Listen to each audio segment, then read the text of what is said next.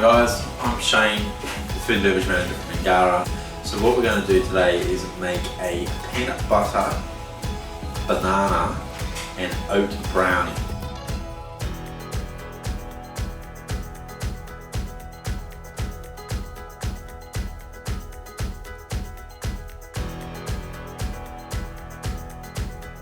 So it's a little bit healthier and hopefully trying to get them something good and something they'll eat. So come in Olive. So what we're going to start to do, so I've just got a cup and a half banana. I'm going to get Olive to mash that nice and fine. While she mashes that, what I'm going to do is start with the rest of the ingredients and start combining them to add together.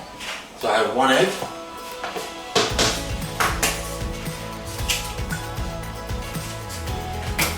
peanut butter, so egg into the peanut butter, brown sugar,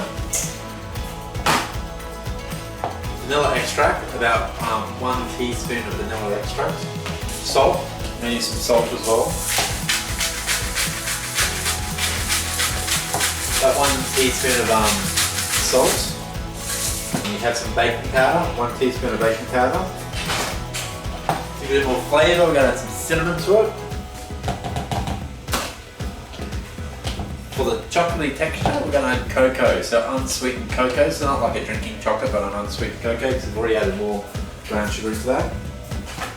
What we're going to do is going to mix all that up together. Obviously you can use a mixing bowl, I don't have one, so I just use a whisk. This takes a little bit longer, same results.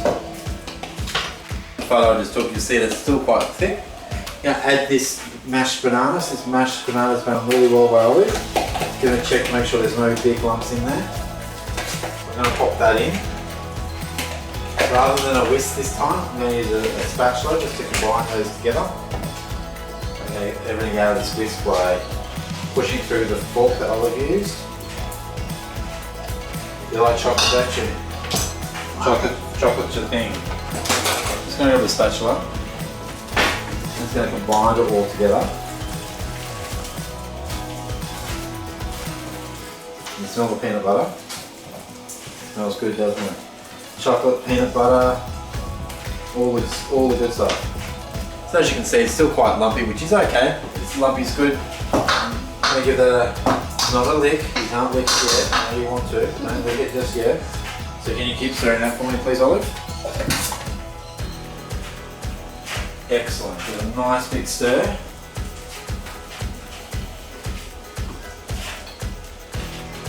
So the oven I've just turned on, you want it set about 180.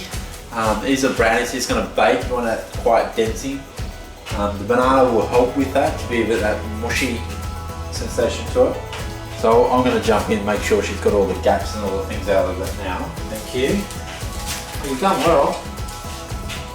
Nice and chunky banana bits in there. Getting it all folded in.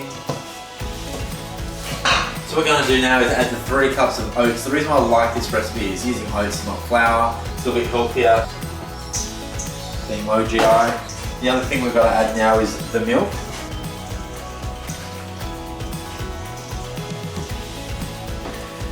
Have a quick go for a sec, Olive, and get it all combined. You've done well though. All mixed out. There you go, add the rest of the milk. Yeah, add all of it. Careful not to spill it. I mean, you can do this in the mixing bowl. I just do it by hand purely because I don't have one. It's quite wet, which is okay, because what happens is the oats, as they cook, they expand like you do in a porridge, become nice and gluggy. So give that a little bit more stir for me, please, Olive. So I've got a ramekin, a Pyrex container here. I pull it all out, scraping all the goodness out to Olive's disgust, because that means it'll be nothing for her to lick the bowl. Now what you can do, if you want a little bit more indulgent, grab a peanut butter. Grab your peanut butter spoon. Do a little bit more dollops on the outside, so dollop in. And what that will do is, as it cooks and melts, keep those bits a little bit moist. Give about 8 or so dollops in there. Now that's going to bake for 45 minutes on 180 degrees. It's going to take a little while. What will happen is the oats will swell, make it nice and gooey. That peanut butter will keep it nice and moist along with the bananas. Thanks guys.